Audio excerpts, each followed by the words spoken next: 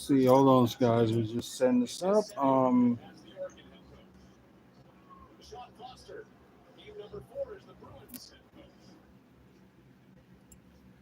they're gonna show the game when supposed to show the 10 o'clock news. But anyways, welcome to a special edition of WFSO After Dark. Um,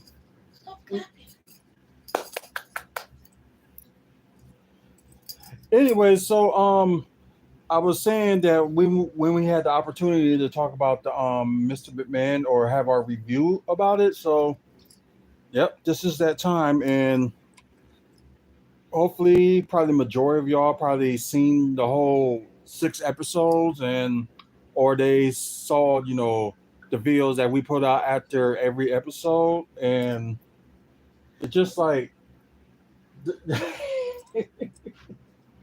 Daisy. I swear Daisy is something else. But anyway, so it went from like certain amount of episodes, like it went from the beginning all the way up to where they had to stop interviewing.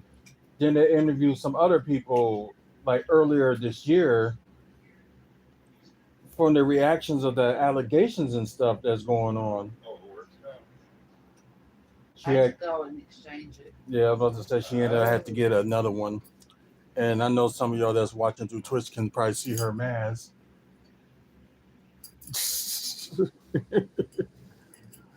But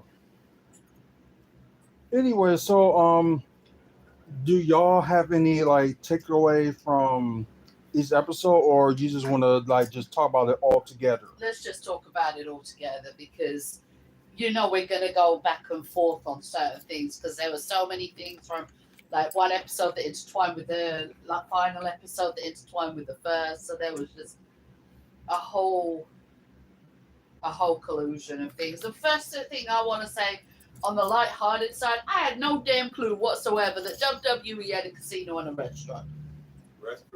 I knew about the casino. I didn't know about. Yeah, the casino, like you said, I didn't know about the casino either. I knew about the restaurant. You have to remember, I was in England at the time, so those things weren't prevalent for me.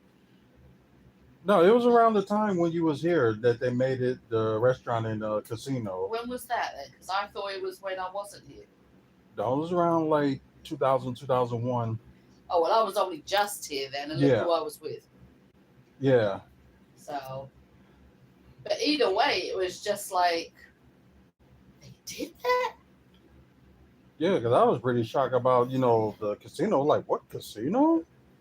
Like, and then seriously? The other couple of things that made me laugh, Mindy, come here. A couple of things that made me giggle was Vince going on about, coming up, how he likes to be with like-minded, self-made people. Yet one of his close friends is Donald Trump. Like, dude, there ain't no self-made in that man. Right. I'm surprised they didn't add at one point about Trump in there that he kind of saved him a bit from what McMahon was saying. Yeah. So I'm surprised they didn't add that on there. What are you doing? And as we mentioned, name the person who pretty much stayed away from all of the interviews and stuff. She was there for a few things, but Linda McMahon. Right. And I guess everybody do want to know, her take on, the allegations and stuff like that, which... Like, how much did she know? Mm-hmm. I mean, was it a case of that she knew that Vince was having an affair? Had things been brought to her attention about, other things? You know what I mean? It's like, how much did she know? Exactly. What surprised you, Mike, in regards to what you saw? Or was there a lot of it that you were like, that clears that up? That really surprised me. It was actually fun, weren't it, when we was talking with Robert about it? Mm. And Robert was saying that he had watched it all. He goes, did you guys watch the McMahon documentary? And we're like, yeah. When have you seen all of it? And he's like, yeah. Well, you were there with us at the hotel when we started talking about it. And it was interesting watching him not know about the Montreal screw drop. Right. Yeah, he wasn't alive yet. I know he wasn't alive yet, but I didn't know about it until I moved over here. Until like later on, with because of you guys. Yeah, because you weren't alive yet. Anyways, like you said, the I didn't know he had more lawsuits in his way in the 80s, I knew about. in the early 90s. I knew somewhat about the drug one, Yeah, the the steroid ones one, I because knew. that was big. Right. Like the steroids one I knew, but like the rest of it with the female referee and Right. all that other stuff I did not know. You think that was just, and I'm not even, don't even take into account where what the allegations are now.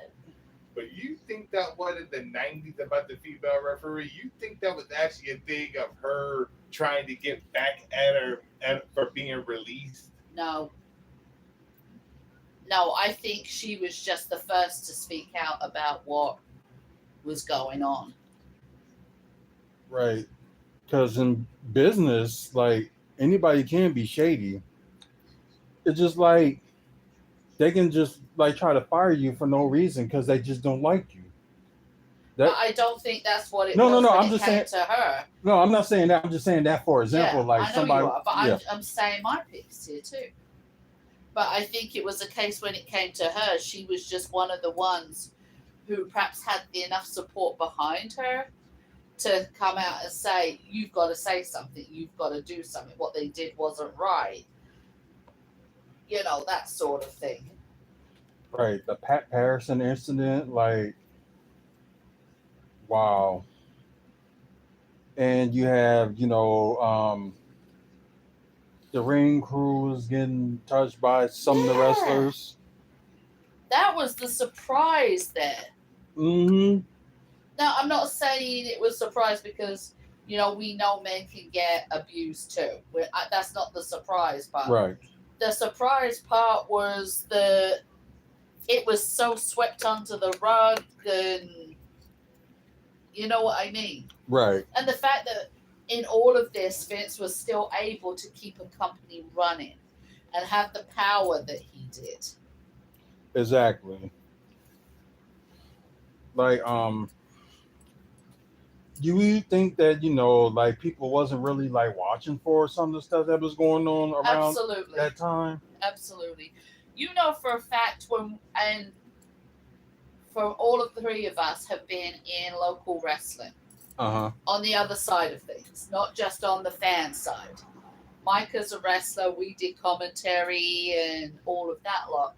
And we know for a fact that it's still very much a boys' club. And women and other people who are considered weak are treated like shit. We've seen it. And I really never paid attention to it. I did my job and went home. well, yeah, we know that. But there's, we've seen a lot of it. And I think stories need to come out because it's not just the WWEs of the world. Mm-hmm. It's other smaller feds as well. Right. And like from the one of the videos that we did after the review, like we were just talking about that, like seems like some of the Fed owners got that, trying to be like Vince McMahon complex or whatever you want to call it. It just dick complex.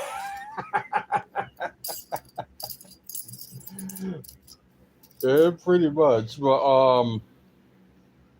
I tried that because I know there was a lot more thing that was going on. With some people was talking about Attitude Era and stuff like that. Like what were we saying? Like some of the stuff, if they would have brought that back and did some of the stuff they did then, they wouldn't get away with it. No, they wouldn't get away with it now. They couldn't. Yeah, so that's why I'm like on the fence on some people. Just like, why you want that back? Like they could bring like a little bit of something, but they can't bring like. Yeah, there's some of it that you could bring back. Like we do need more wrestlers who were like Stone Cold. You know what Right. I mean? And that sort of attitude. Mhm. But there's some stuff like the whole sexual exploitation you're not going to bring back. Exactly. Tell us why. You're like, we're trying to get you involved here to talk about why. No, I You didn't. already explained why. Well, what are your views? But you have an opinion too. Like if you've already told the people why it can't be done, it's like hell. But that's enough to add to it. You made it. You made a point. No, because why it you can't might be have done. different views. No, same thing. Like they can't do it because of the era, the time frame of the era. It can't be replicated. Part of my reason for like the whole sexual side of it is like, if you think about it, back then we had the Girls Gone Wild, and you know the different shows like was it Blind Date, one of them? Mm-hmm. There was Jerry Springer, like when he was in his prime, and you know a whole bunch of other ones. So it fit the Cheaters time, come out. It fit the time frame at the time. You know what? I'm surprised they haven't made a diva yet that's a straight up Karen. That seems to be popular nowadays. Chelsea Green. They already done that. Chelsea Green. Like she was always complaining. Like she was always constantly complaining about something that's wrong in the workplace. So yeah, keep that going. No, it's still lasted very long. It's still going. I think it's like now she's getting like more popular than ever. I think they just toning it down a little bit. Not a lot, but a little bit. You know? You get some good storylines out of it. But I think, like, going back to the whole thing and everything, is that when they were going on, it made me laugh because we sat here when they were going on about DX, weren't we? And, you know, they were saying, oh, people were crotch chopping at the business, at the mall, and I went, and we were getting phone calls from the school. Right. Okay. Like, I'm gonna answer this person's question.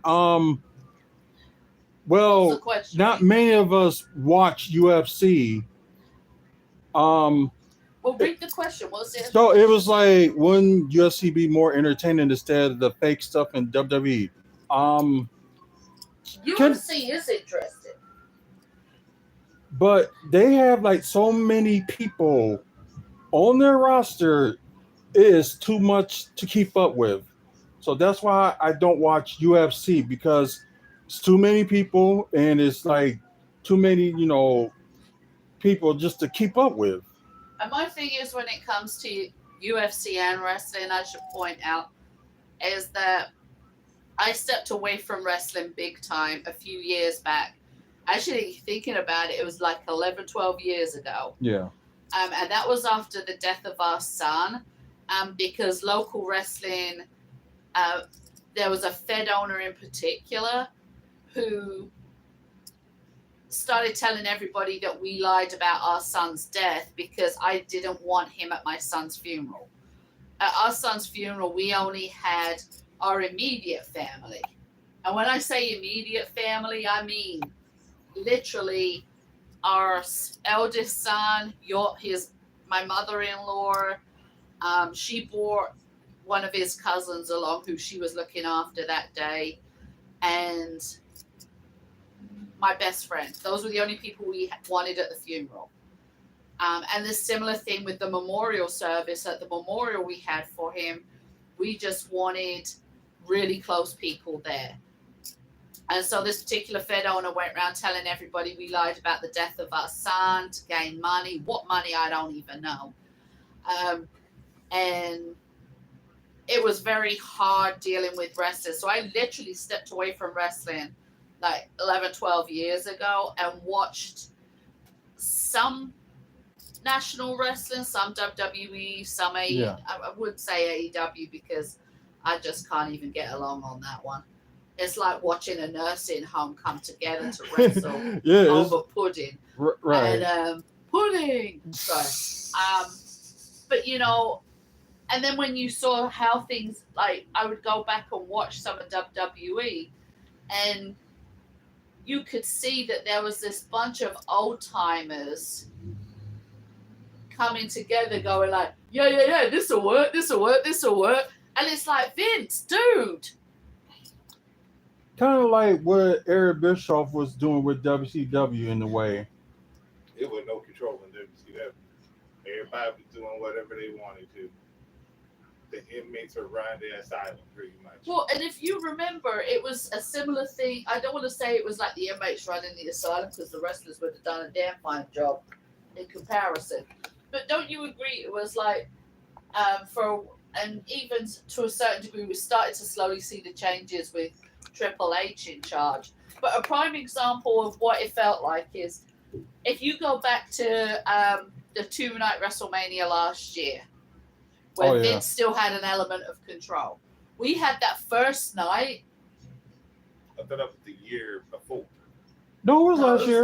It was last year. We had the first night where it was like, oh my God, this is amazing. This was like phenomenal. It was great. Which was night 1 of WrestleMania. Night 1. Year 4 last. No, it was last year. Yeah, when he returned after he so-called decided to retire. And then the second night, it was like, what the hell is this? Right. Side of the main event. Yeah. And if you remember, we were sitting here like, I know I'd gone to Maggie's, hadn't I? I thought that was WrestleMania 39. No, it was last year. Yeah, 39 was last year. It was 40 this year. Yeah. 40 is this year. We've just 39 was last year. That's what I mean. Yeah. Last year. We're still in 2024, dude. God damn. But, Vince, it was almost like Vince was coming back up doing the, I can still do it. I still got it. It's like, you don't have it. Right. We went through, and I understand why they did the PG era, because they wanted the advertisements, the sponsorships, and all of that lot. But that's what went wrong. The old boys let their favorite pets run it. And I know you're a Cena fan, but he was Vince McMahon's pet. Well, and we had times where he was really good, where he was like letting people write a script that he could follow and act a certain way. And then we went into that PG era. And when you can have a match that stopped because there is blood, like, no, we have to stop the match. Darling, let me think. And Batista is like waving the guy off. Because tell me this, Mike. You're in the middle of a match. The last thing you want is the match stop because somebody's got a bit of blood coming off of their forehead. Well, that happened to us already, but that was because of a blood incident. That was because the ring broke. Yeah. I have the photos. But you know what I mean? It's like you don't want that flow stopping. Now, I understand you don't want people being hit with, thumbtacks and baseball bats wrapped in barbed wire and stuff. But you've got to let things flow naturally. Yep. And it also felt like these old boys were coming together to throw together a match to wrestle over fucking pudding. That doesn't work. Right. It was just like people was blaming like certain wrestler for like being like PG. No. Vince McMahon decided to go that route because some of the storylines and stuff that they was trying to put out was like over the top. Right, but you can't do what he did. He went from going from the Attitude Era. He was going 60 miles an hour and stopped in a 25 zone. That's basically how it was. You can't slam the brakes on something that quick. You have to gently slide into it. Right. You can't go from tits and ass to all the women being all of a sudden, Mother May I. You can't go from these hardcore wrestlers going out there and like wrestling like their life depended on it. To no, you do it. No, you do it. No, let's have a slap. No, let me slap. No, you can't do that. Wrestling got shitty for that reason. It got shitty because then they started bringing in soap riders. They had that in the late 90s. I think it just got worse. All they needed was at the beginning, like sands through the hourglass, so is WWE. And what's his name coming out from the back and being the bad guy? He would have made a better fucking wrestler at some points. Ooh, I know you talk about. Just can't Who's think. the guy from Days of Our Lives, the bad guy? How about you know? I can't. Stefano? There you go. Yeah. Oh, Stefano from Days of Our Lives. He could have come out during the PG era, stood in the middle of the ring, and said, "I will kill you all." And that would have been more entertaining. Because you had the old ass people in control who were all of a sudden got morals. Yeah. Vince, of all people, got moral. Like, where? Is it because he was too busy attacking and sexually assaulting people behind the scenes that his Viagra pill wore off and his testosterone wore off and he couldn't do things in the ring anymore? right. Because that thing he did was, I think, was 30. Was it 38? Yeah, I think it was 38 when he tried to so-called he'll just come out and try to wrestle Pat McAfee and like. Right. Yeah, that was bad. And I know Pat McAfee was trying to do everything he can to try and make it look good, but you can't make it look good when you've got somebody who should be just give it up. I could understand like when what's her face? Who was that really old female wrestler who used to show up sometimes? Fabulous Moolah or not Mae Young. Yes, Mae Young. Mae Young. Oh, Mae Young. When Okay. Mae Young used to show up and do a couple of little wrestling moves and everything, you could understand people. I don't want to say being, a bit over the top with her in regards to how they fell and everything, but respect where respect's due. You know what I mean? Right. But then going on to, was it Fabulous Moolah who was behind the sexual abuse of women as well? Yup. Please notice that weren't brought up. Yeah, I'm surprised it wasn't. But Because it wasn't about her, it was about Vince. no, but it's a birds of a feather flock together. Yeah, and plus, it wasn't supposed to be about like Hulk Hogan, but they talked about him a little bit, so they had to add some. Yeah, because he was on trial. He was the star witness at the drug But also, steroid trial. But also, in the beginning, when Vince like created like WrestleMania and stuff, they was talking about Hogan too. Because he had like WrestleMania. I was just about to say, like, yeah, he was on some parts and stuff, but because there were some people that was thinking like, okay, why are they talking more about Hogan than them there? And like, just is that reason why? Well, then one of the reasons why is Hogan has always been Vince McMahon's golden boy. He's under the table juggling the bowl sack for Vince. Yeah, but I thought he was wrong. Roman Reigns. Now Roman Reigns takes out the ass. But Hogan was kind of wrong, like getting telling Vince McMahon about Jesse Ventura trying to unionize the WWE. Hogan was wrong for so many goddamn things he's done. That's why Jesse Ventura never went back. Oh, he considering it now, but because Vince McMahon ain't running it. The only one is an apology from Hogan. That's it. That's all. He ain't that's gonna all get he wants. He ain't gonna get no apology from Hogan. Well, we know that, but that's all he wants. Yeah, he'll never get it. The sad thing in regards to all of it is that there were so many amazing people who were screwed over by Vince and his cohorts. Yeah, and you was right about saying some of the old guys like they had Jared Briscoe, Pat Patterson, freaking Michael Hayes. I'm surprised he still got a job after the things he was doing this past decade. Yeah, it's just some people that I'm just surprised they're still there. Well, and to me, some of the problem is this. Is that whereas we've just come out and said you will never be able to do work like the Divas did now because of how attitudes have changed and everything. That's part of the reason why some of these wrestlers and some of these behind the scenes guys and owners and everything will never get held accountable because people are going to come and say, oh, it was a different time then. Now you've got the Me Too movement, everything's sexual assault.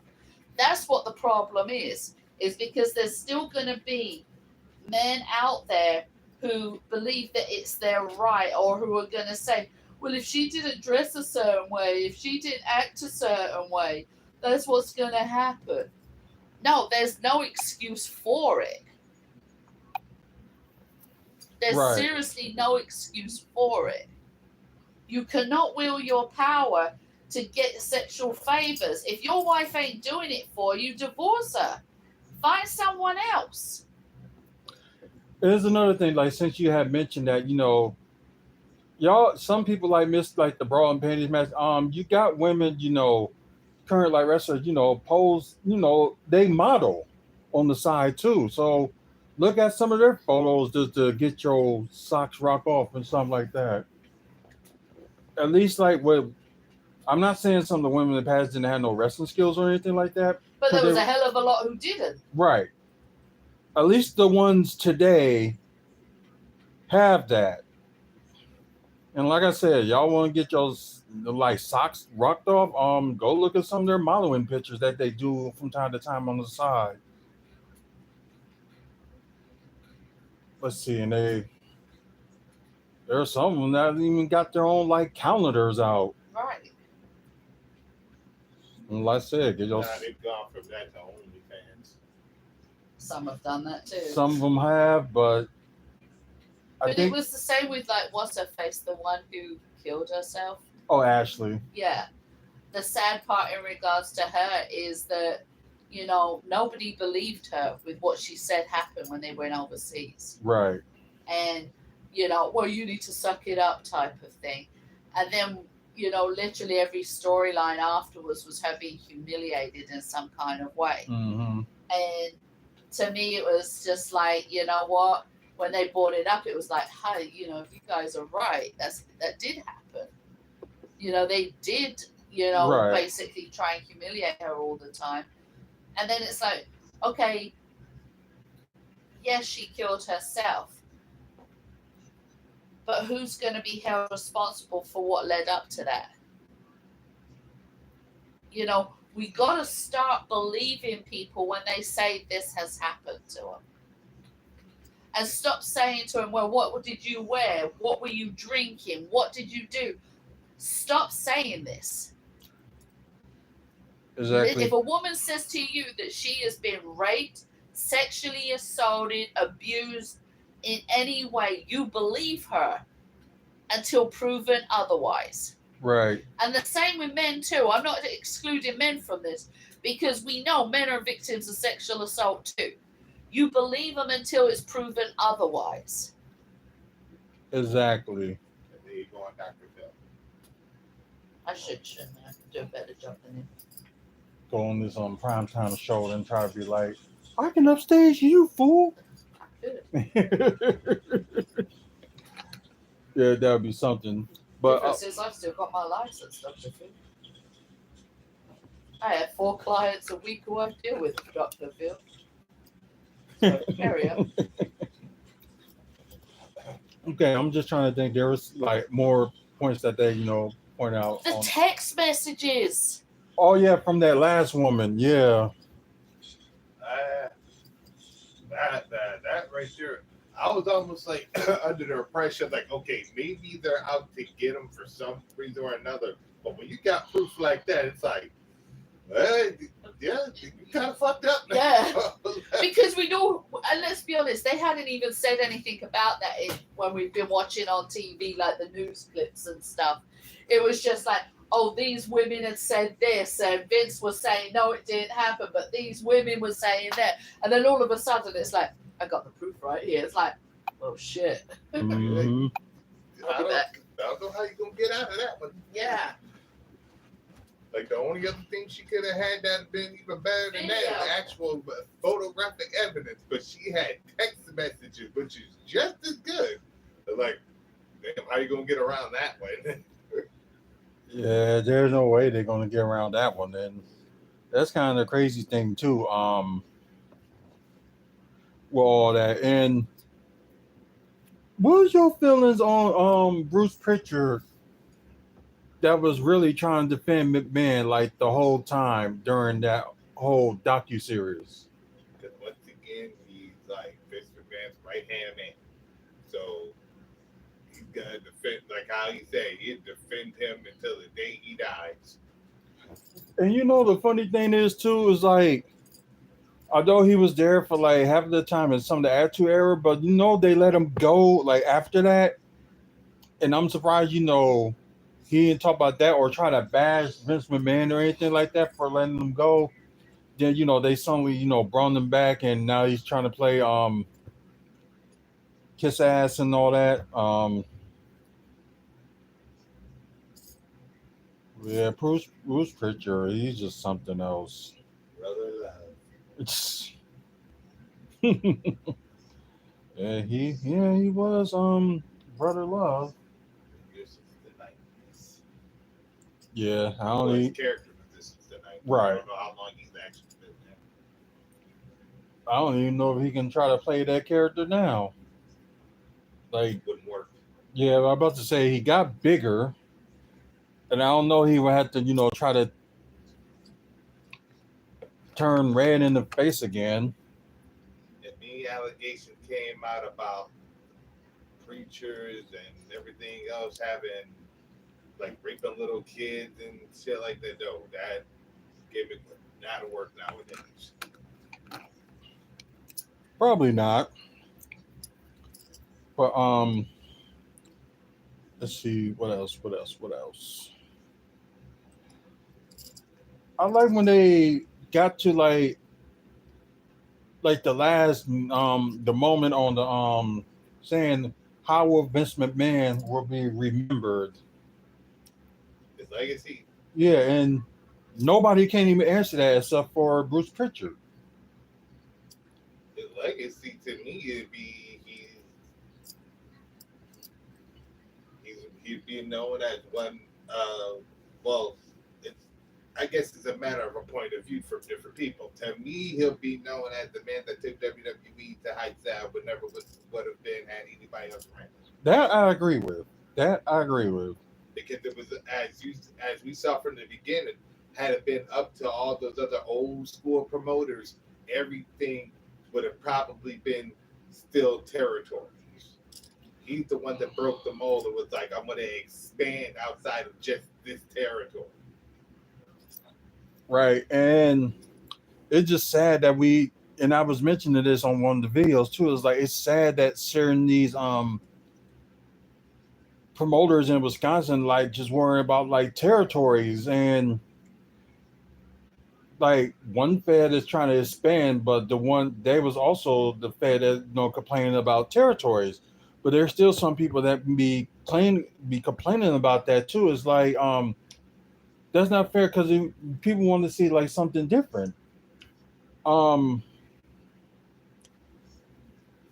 don't know, but like I said, I think the territory thing is like kind of stupid, and I'm just glad WWE did break that mold, and like some of these indie fans in Wisconsin need to do the same. Like it's like they stuck in the old age and old days and stuff like that.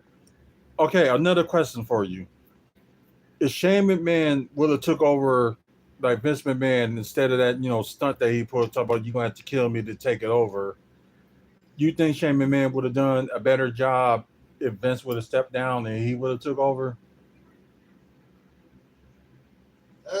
Yes and no. Yes, on the aspect of he knew what the fans wanted because, of course, he was like in a handful of matches that were not bad. But then, no one, the fact is, well, I can't really say no. I can't really say, I can only say I don't know because I don't know how much of the business aspect he actually knew about it. Yeah, good point. Because as we know, Vince McMahon is not a wrestler, but he's a businessman. But Hmm. he knows what to do to make to you know to Yeah. make the business work. Which is that's why in the '90s it was so big. But Hogan, he had the Golden Boy. He knew how to he knew how he knew what to do to bring the fans in. Now Right. with Shane, on the other hand, Shane knows what to do in the ring to bring the fans in. But do you know the other half of it of how to bring them in? It's one thing to have a match and be like get the fans interacted, but how do you bring them in to make them want to see it? Vince knew that part of it. He knew what to do that would bring people in and put butts in the seats. And of course, if he was in a match, we knew the match was going to be garbage, but that was the payoff. People will want to be there to see him get beat up. Exactly. That's the Yep. payoff to it. But with Shane, it's like Shane's in a match and he did all that Daredevil stuff that people were like, ooh, that's badass. But do you know the part of it of how to bring people in to make them want to see it though? I think it probably would be like I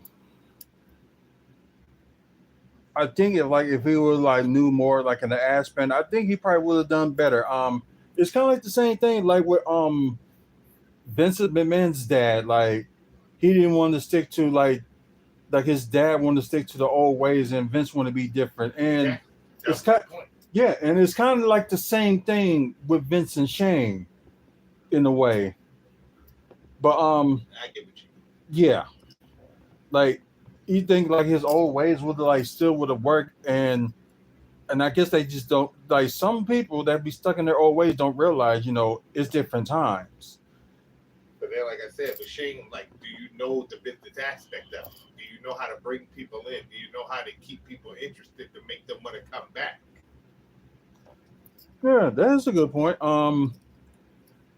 Vince did it by when he got the company from his dad. By as we just said, he expanded.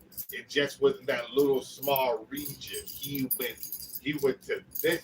He went to this organization and this organization and this organization promoting his product on different promotions. And then eventually he was like, I'm going to take this person, this person, this person, and this person, and branch out instead of just being in this small territory. And then of That's course he cool. struck that deal with USA, which cable was becoming the most popular thing since sliced bread, Sure. and the rest is history. Right. Because he knew the business aspect of it. He knew how to bring people in. He knew how to put butts in the seats where he want to see that product. That's why I said with Shane McMahon. Yes, yes, he could draw a crowd, but do you know how to draw that crowd? Do you know how to bring that crowd in? Right.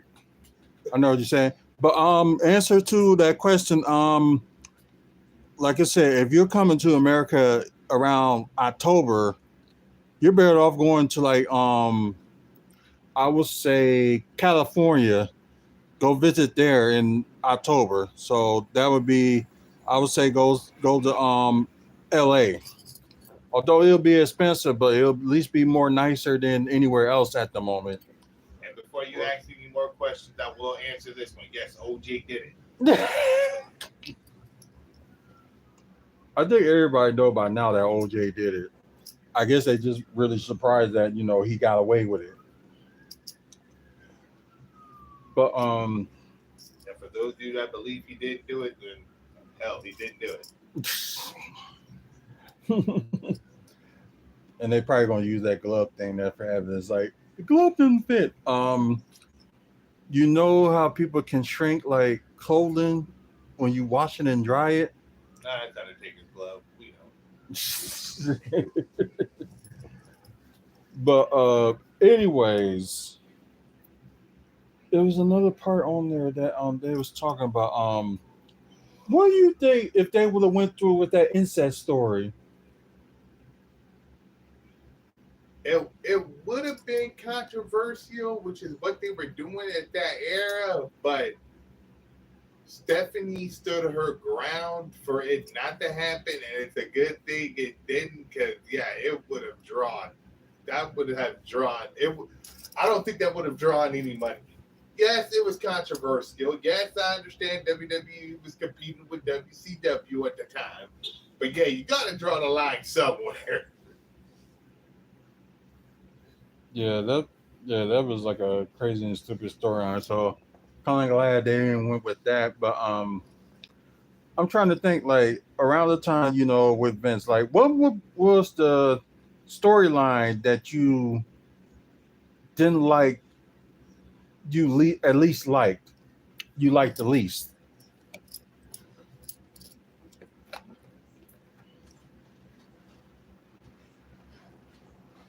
Let's see. Attitude Era? Could be any era. Kind of hard to say. They didn't really have any bad storylines back then. Yeah, I was actually. I should say for the main storyline, there was nothing bad because it was always that because they always had those storylines that brought people in. Outside of probably, I would probably have to say I understand that some people it was entertaining, but to me it's like the hell is his hair purple for? I didn't even see it. Anyway, the one storyline they could have, I understand it was entertaining. A lot of people probably disagree with me on this one, but the one storyline they really didn't need was Mae Young and Mark Henry. They did not need that. Very true. Very true. Yeah. I understand it was entertaining and some people, and it was like laughable and sometimes, but they didn't need it. Especially her giving birth to a hand. That's crazy. I'm gonna ask you the same question. From the time you've been watching like WWE, what was the storyline that you at least did not like?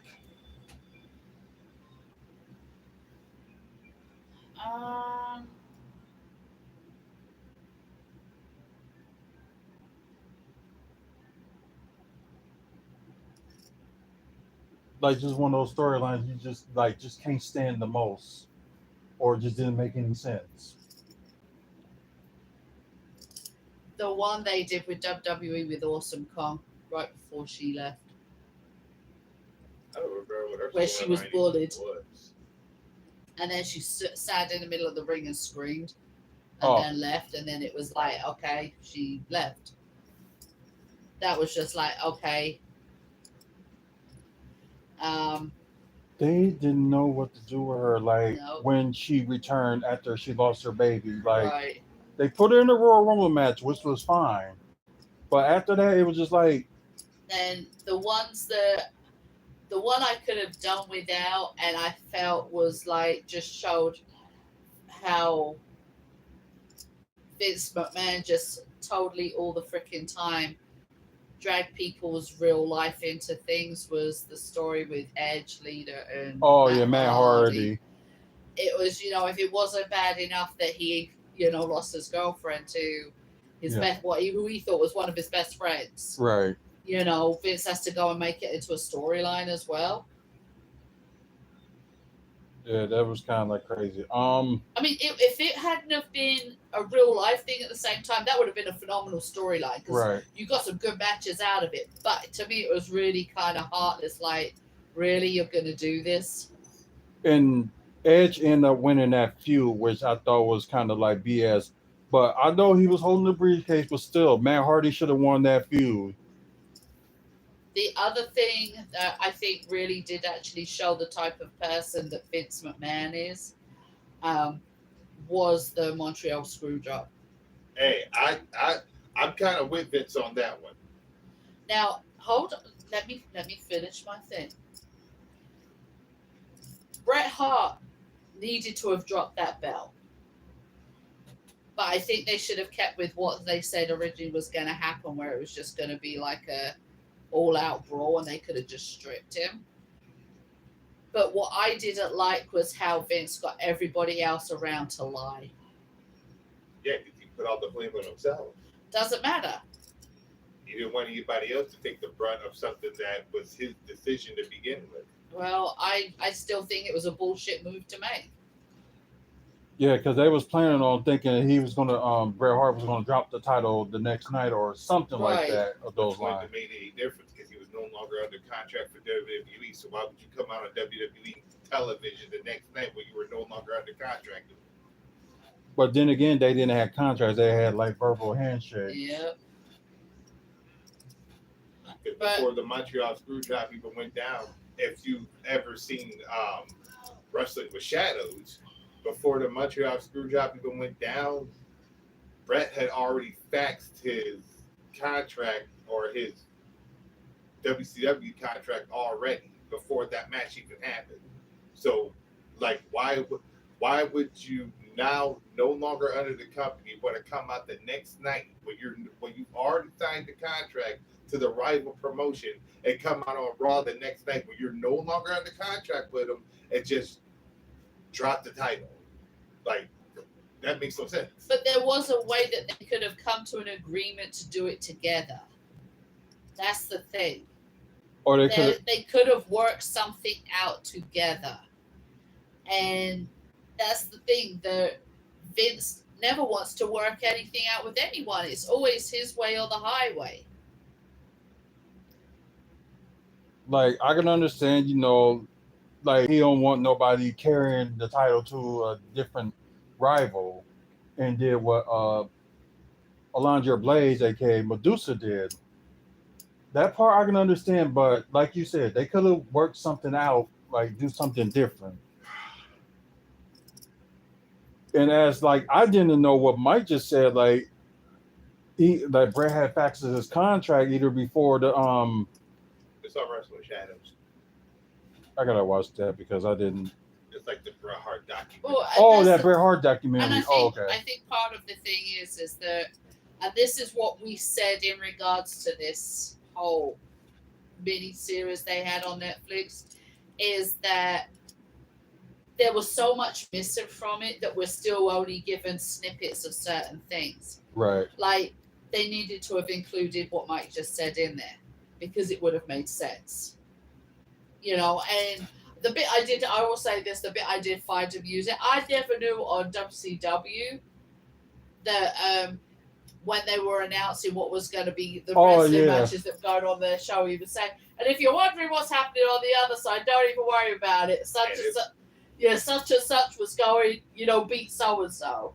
And it backfired to the fullest. Oh yeah, especially when when they Eric Bischoff doing that, when he announced that Mankind was going to become the champion that night to beat The Rock, everybody switched over from WCW to WWE. Well, yeah, because you just told like this big old match, and people are like, "Hold on a minute." Like, yeah, that backfired completely.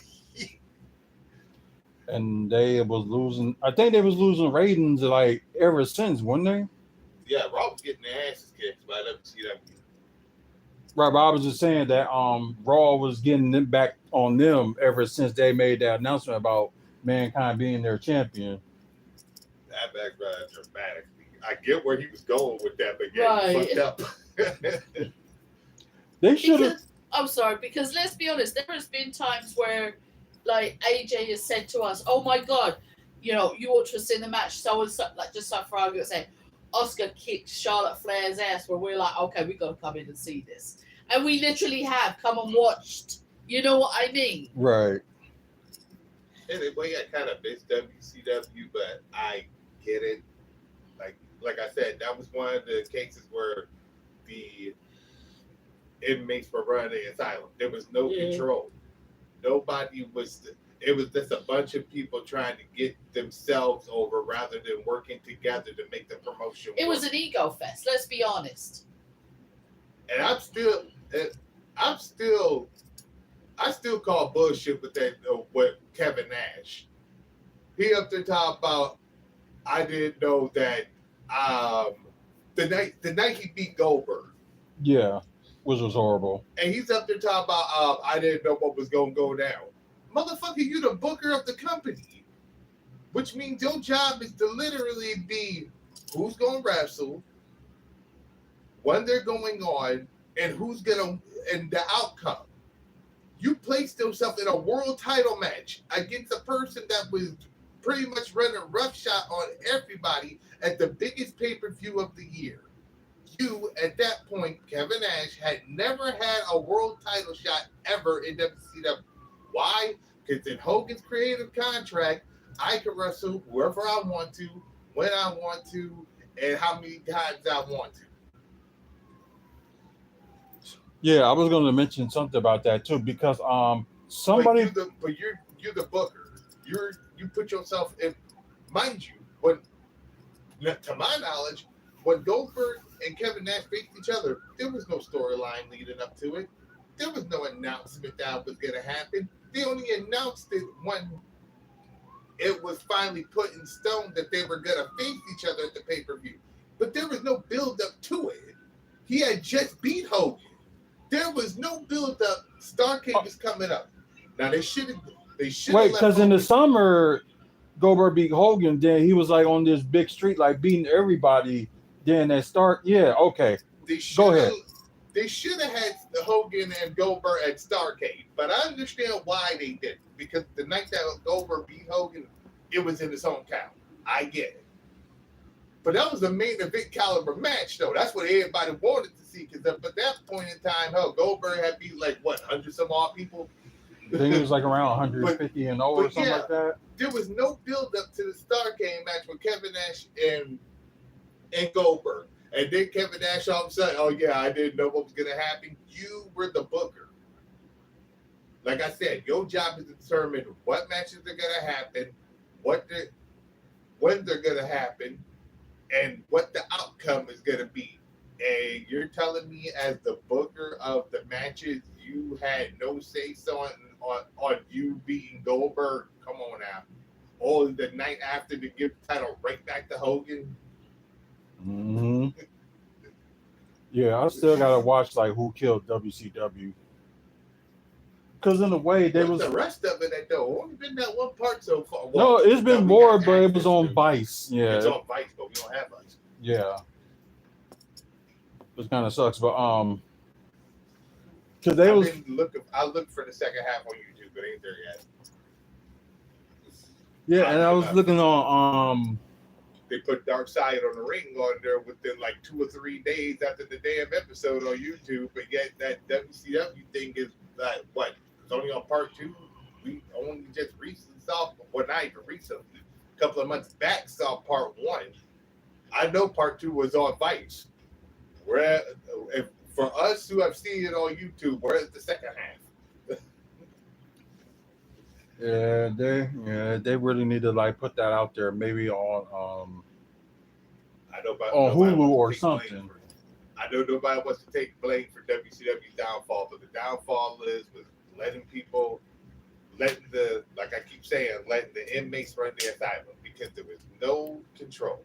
Everybody was just trying to get themselves over and fuck everybody else. Especially the people that had quote unquote power. And you could see it actually when they were showing some of the clips. You could actually see that it was an ego fest because they all seem to be yelling over the top of each other, and you know what I mean, to be the number one. Yeah, and I just thought it was funny, like they blame this person, they blame that person. Oh, this person did it. Oh, this person did it. Oh, they all did it. If y'all would have been trying to kill each other to be number one, rather than be like, okay, this is how we're gonna do it, rather than fuck it, I don't care who I gotta step on to be that way. Except for the cruiserweights. The cruiserweights are the only ones I could give some leeway to. Because with the cruiserweights, they were just tossing them aside. They were having some of the best matches on the card, and they were just getting tossed aside for the NWO storyline or for whatever storyline was going on at the time. Think about it. Eddie Guerrero and Rey Mysterio could work their asses, and they had some of the best matches ever. Mm-hmm. Like, they were always pushed to like the first or second slot of the night to make way for Hogan, whoever the heck he was wrestling that night. Yeah, and I think that was funny that what he put out recently, that Hogan was like, I didn't use my creative control power. Like, yeah, right. You know you He was did. the only person in the damn company that had curator control over his character. Yeah. Nobody else signed a contract to WCW with Ted Turner that had creative control in their contract except for him. Which pretty much, like I said, Hogan determined what he was going to wrestle, who he was going to wrestle, how many times a year he was going to wrestle, and which pay-per-views and TV tapings he was going to show the fuck up at. That's Right. how his contract was written. Right. And was getting paid more to be there when he didn't have to. Well, he was getting paid more to do less. Right. And that's what was people was comparing, you know, contracts with WCW to like what negotiations that, you know, Vince McMahon was doing. And it's kind of like the same thing with AEW, that is mainly like they do work a little bit less, but they're getting paid more. So, and we know with a little bit AEW's downfall that they're not bringing much audience this year than they have in the past. I just want to like throw that in there, and especially the show that I went to earlier this month, it kind of showed that, you know, something with AEW has to change. But A lot has to change with AEW. They ain't gonna change because they ain't got nobody to compete against. True. This is the downfall of WWE. No one to compete against. You don't have to push as hard. Look how hard you were pushing in the Attitude Era. Every week they were doing something to keep afloat. Now that they don't have anybody to compete against, it's like, yeah, we can just give them the same storyline we've been using for the past 2 years. And people are just going to keep on watching it because we have our diehard fans out there that are going to watch it regardless. Mm-hmm. Because every week they buy in the Attitude Era. Every week you can't wait to see what Austin and Vince McMahon were going to do to each other. Now what do you see every week? The Bloodline. Every week. Same freaking story. They've been using for 2 years now. well, I think they're doing a little bit different. Only thing they did like this year, like after, you know, Roman Reigns lost, he was gone for a while, came back, and it seemed like, you know, Bloodline, you know, well, Solo Sikoa trying to take over the Bloodline or whatever, and Key word there, Bloodline. They've been using that same storyline for 2 years now. Mm-hmm. It's getting old. I think I'm gonna say part of that is Vince McMahon's fault, especially the way he was booking Roman Reigns. That was kind of like the worst thing that he could have done. Yeah. Hey, what's going on from Texas? But anyways, That's how the NWO got so damn boring to me because it was every week the same people. Every week, Scott Hall and Kevin Nash versus the Steiner brothers, and they would cheat to win. Every week, the Outsiders versus Harlem Heat, they would cheat to win. Every week, somebody from the NWO facing somebody else, they'd have to cheat to win. It was like, God. Really? Well, and that's what we were saying as well, is that, you know, you could tell who Vince's favorites were. Because, and me and Mike have said this several times, like, Charlotte Flair should not have beat her father's run in holding titles at her age with the limited amount of time that she'd been wrestling. You know, right. And the same with other ones. It's like, as you said, well, we're going to keep this belt on this person because we want them to beat such and such's title reign. Well, give them real matches that they're actually going to carry on and win by themselves without cheating, and make it so that they're actually wrestling for their title at least every 30 days, like it states in their contract. Right. I think the only few people that they did that were believable to fight on themselves that was a bad guy was probably Brock Lesnar and Gunner. Them probably be the only two ones that was believable that didn't need no help. That was just winning, and they were bad guys. For them to have that long of a title reign, it's like because every time they mentioned his title run, they always brought up Honky Tonk Man's record. Now, if you really wanted him to just beat Honky Tonk Man's record, you could have said it when he did it. But to keep bringing it up every single time, it's like, so that's what you keep it about on him. Yeah, just so he could beat Honky Tonk Man's record. And we knew that his reign was Roman Reigns' reign was a bullshit reign when they had that match where. Oh yeah, the Royal Rumble when him and Kevin Owens had faced. Right, where they couldn't get the key out to unlock the handcuffs, and so the ref stopped counting. And for y'all that don't know what year that was in 2021 Royal Rumble. Because you remember that they stopped counting, the ref stopped counting, and we know who's going to win this. Yep, you can blame some of that with Vince McMahon. It's the same thing with the Gunter thing. Most of that I would put Vince McMahon because he seems like he was always wanted to build some people to break records, but. As Mike was saying, if you keep posting it out there, oh, if he holds this, he'll beat this record. If it was very close to it, that would be something. But don't. But it was 2 years ahead of time. Even if he'd have done it, which he did do it, but it's you're throwing it out there too much to make it too damn obvious. Yeah, exactly. Like I said, if Gunter would have beat Honky Tonk Man's record, which he did. If he'd have done it and they'd have mentioned it when he did it, that's one thing. But every time he won a match, they brought it up. It's okay, now we know why the belt is on it for so long. Or even if they said, hold on, I gotta ask you guys this, you two will know. What match or what pay-per-view did he lose the title at? And I'm not on about Gunter, Honky Tonk Man went off for his reign. Which SummerSlam, he knows more. Ultimate Warrior. Yeah, he knows it more than I do. Now I could understand if they were, they would mentioned it at SummerSlam. Mm-hmm. And then go into a little bit of the history of what Honky Tonk Man did and how he lost to who he lost to. Right. I totally get doing that. But I agree with what Mike said. We were hearing months ahead of time, oh, Gunter's only 6 months away from holding the record. Gunter's only this. It's okay, now we know he's going to hold the record. Same with Roman. It was just okay, we knew this was going on, and this is what got more frustrating is that you would have 3, 4, 5, 6 month periods where he wasn't wrestling. Yep. He would just come to the ring and say some shit.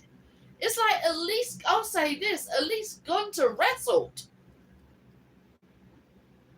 Yeah, and they did that favors of the limited dates on the contracts and stuff like that. I know it started with Brock, then Roman Reigns got the limited days and stuff like that. That's one thing, but don't put a title on a person that's going to have limited days. For that amount of time. Right.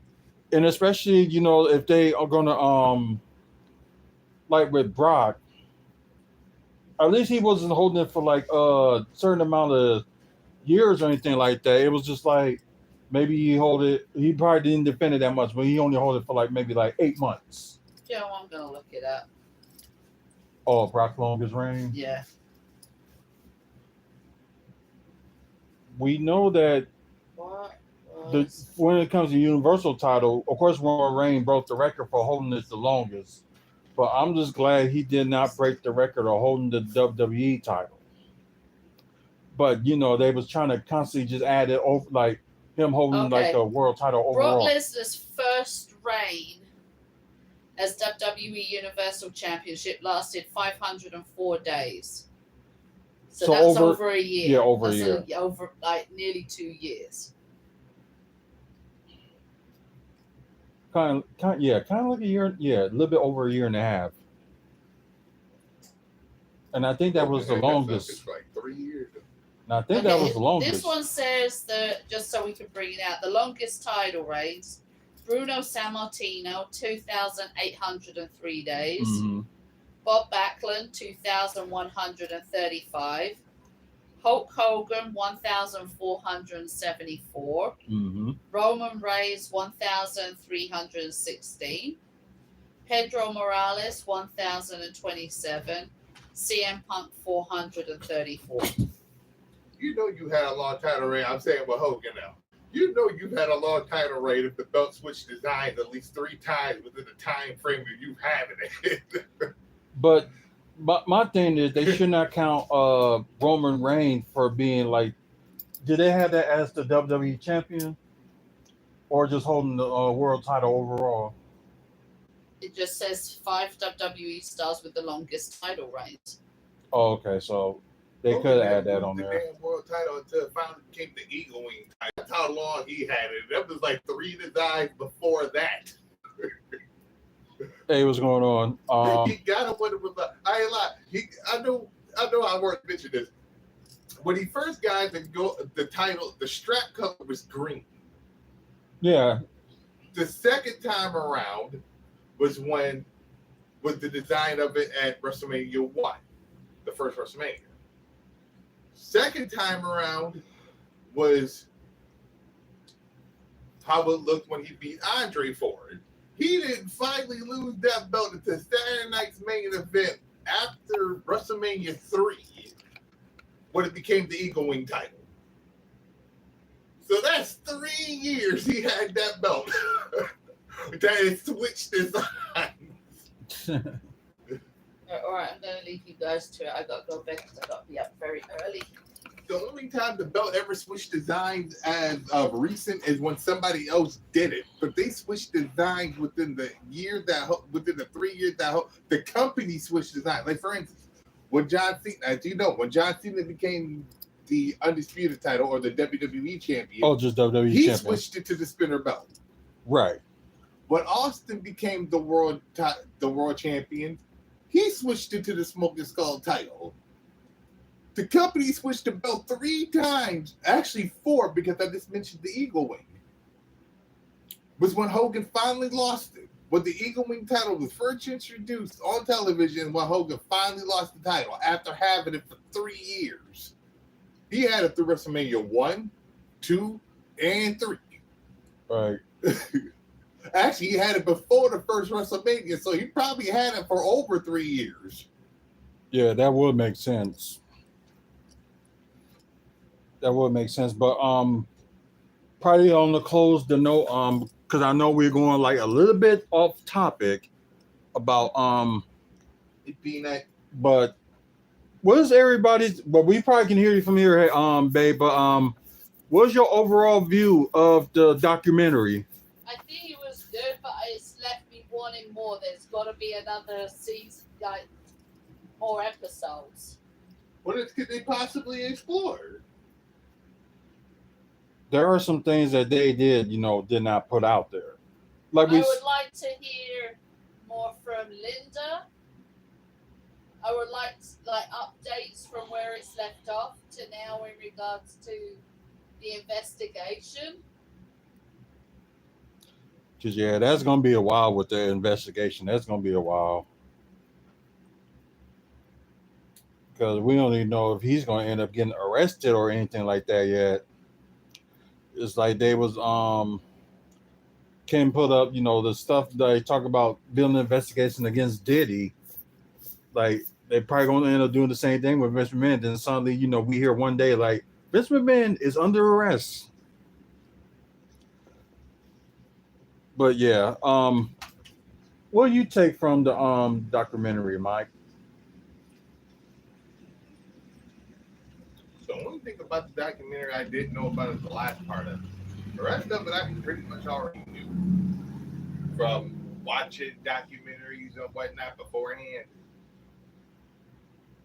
Because as I've said before, I find stuff up on YouTube I don't even be looking for. So I pretty much knew most of that already. The ending was the most fascinating part to me because it was like the stuff that I knew, but they went in depth to it. So I was like, okay, now I know where all this is from. Like, for instance, when I knew that UFC and WWE merged together, I just didn't know the whole story behind it. I was like, okay, now I know. So it's like the final was like pretty much the only thing that was kind of like not really a revelation. Where it was stuff like, oh, okay, now I know how that all went down. Most of it I already knew.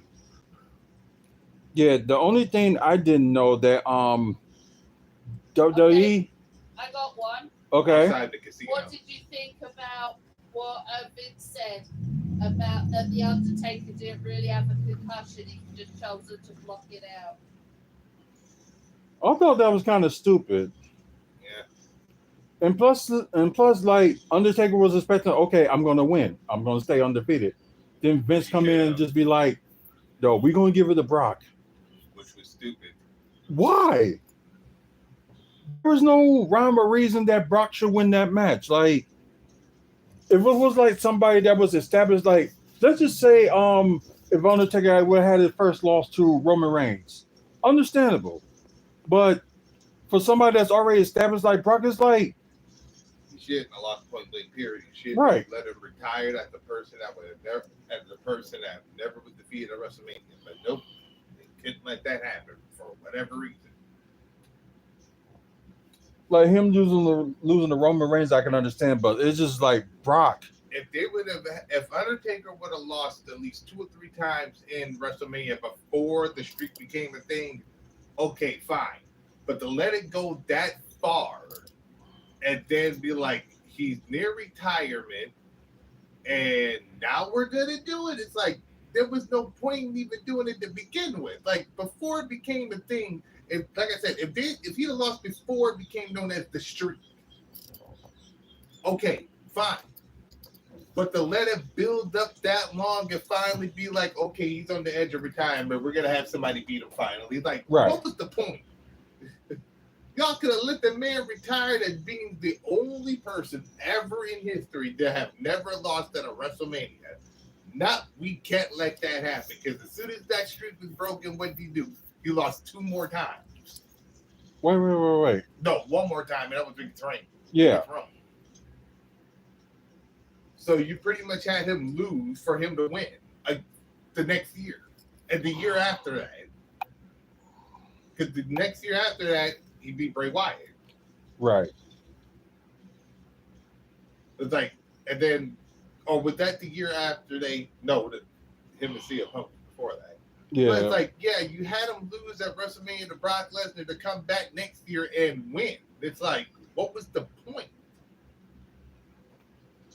Undertaker himself even said, with Roman Reigns, kind of like what you said, he's like, yeah, it was a push to Roman.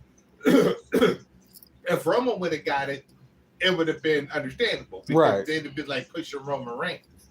But then Undertaker was like, yeah, he's never watched that match with him or Roman because he did not like the performance. He knew he could do better, but his body was telling him not.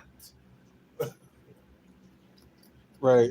It's just still with the Brock. I know it still upsets everybody to this day about the Brock Lesnar win. Like it was no rhyme or reason or anything for Brock to gain after being the Undertaker. It wasn't even the fact that Brock won. It was the fact that it happened. Right. But it shouldn't have.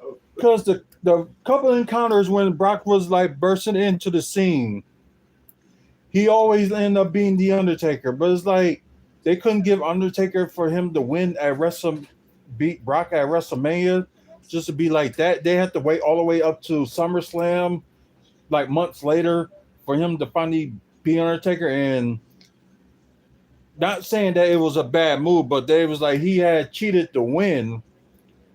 But overall, it was just bad. Like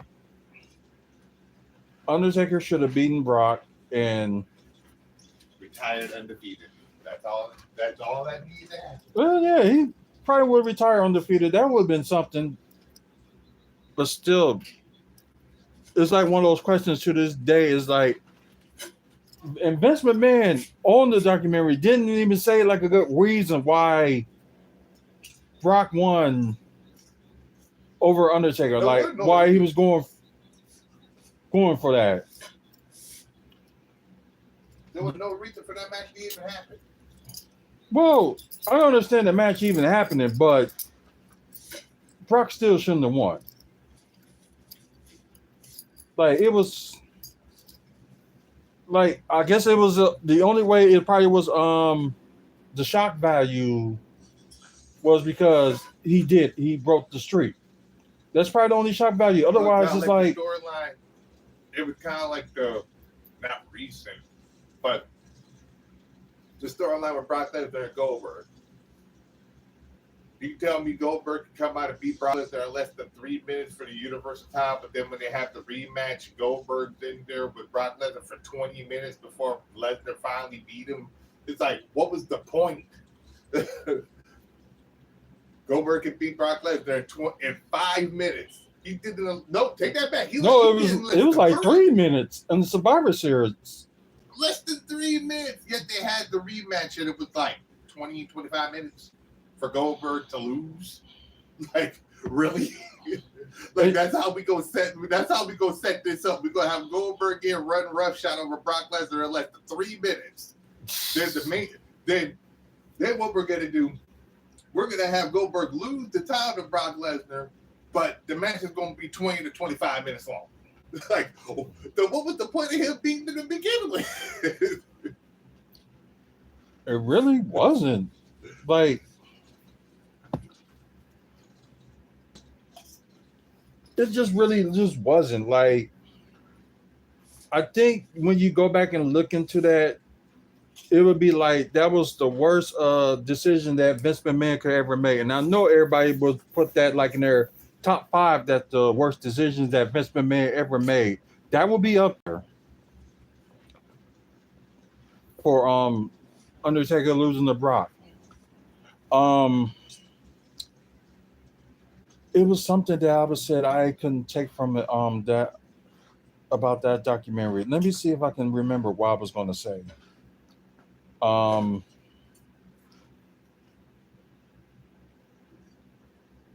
think it was something of lines of,